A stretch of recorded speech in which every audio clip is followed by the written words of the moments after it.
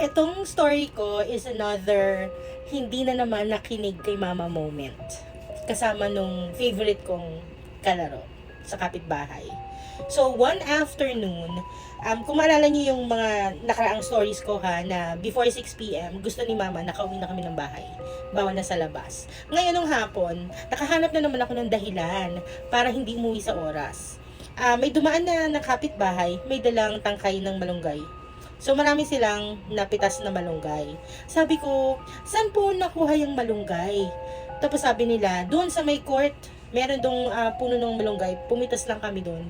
Sabi ko, sige, salamat. Tapos sabi ko doon sa kalaro ko, sa friend ko, tara kuha tayo ng malunggay.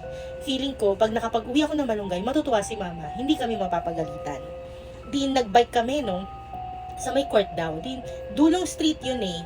Pagdating mo sa court, pag dumiretso ka pa ng konti, dead end na siya. Yung perimeter ng subdivision, yung kahabaan nun, from one end to another, puro yero siya. Yung kabila nun, hindi ko talaga alam kung ano eh. Basta alam ko, walang building doon, walang structure, masukal siya. Yon. Pagpunta namin doon sa may yero, kasi sabi doon daw banday. Sabi ko, ay, yung malunggay nasa kabilang side ng yero. Which is, yung outside the subdivision, yun yung katabing lote na wala pang nakatayo, yung masukal. Sabi ko, paano yun? Eh, ang taas ng puno ng malunggay. Maliit lang kami. Sabi ko, paano yan? Hindi tayo makakakuha. Wala rin kami matutuntungan para makapitas ng mga dahon.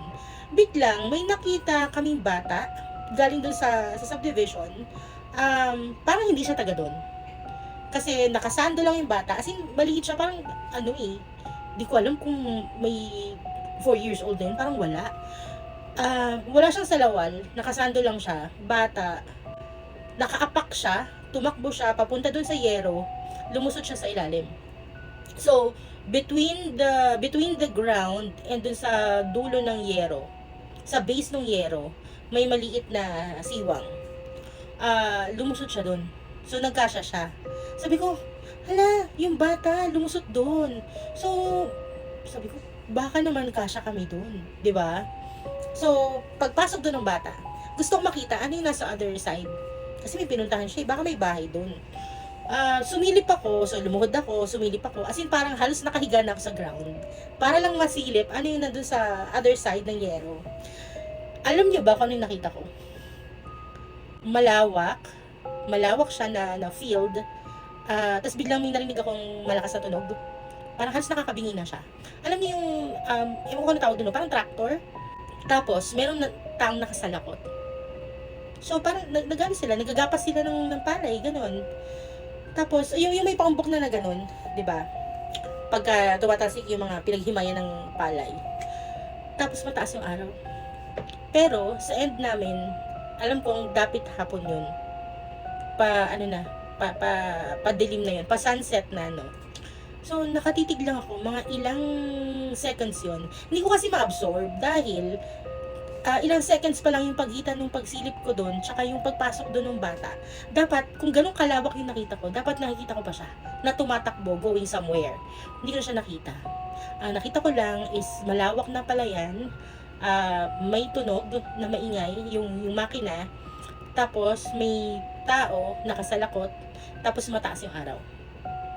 Yun. So, inisip ko, wag na nga, tumayo na ako. Sabi ng friend ko, anong nakita mo? Sabi ko, wala, umuwi na tayo. So, hindi niya ako kinulit. Umuwi na kami, hindi na siya nagtanong ulit. And kung naalala nyo, in one of my stories, no, lagi ko sinasabi, every time na may paranormal or something na hindi usual na nangyayari sa akin, yung kakaiba, hindi ko na nakukwento. And I don't know why. Basta, parang yung dila ko umuurong. Hindi ko siya nakukwento sa iba na agad-agad. Tapos, parang wala na rin nagtatanong. Parang magic. Parang talagang okay, wala tayong pag-uusapan about that. Parang ganun eh. Ngayon, after, nung tumagal-tagal nun, I can't remember gano'ng katagal, tsaka ako naiisip, what if pinilit kong pumasok dun sa ilalim? Ano kayang mangyayari? Makakabalik pa kaya ako? Or, mapupunta na ako dun sa lugar na yun kung ano yung nakita ko? No? Tapos, one time, nung sumakay ako ng jeep, or umalis kami, yung gawin nung sinakyan namin, palayo sa subdivision, madadaanan yung nakita kong lot. Ngayon, tinitigan ko siyang mabuti. Ano ba talaga yung nandun? Kasi yung nakita ko nga palayan, di ba?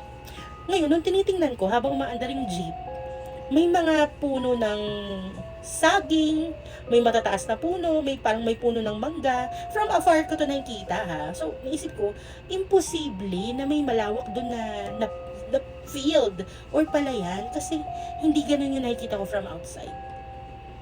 Siguro nagpapasalamat na lang ako na hindi ako ganun kakulit, na hindi ko pinilit na pumasok doon sa other side ng yero.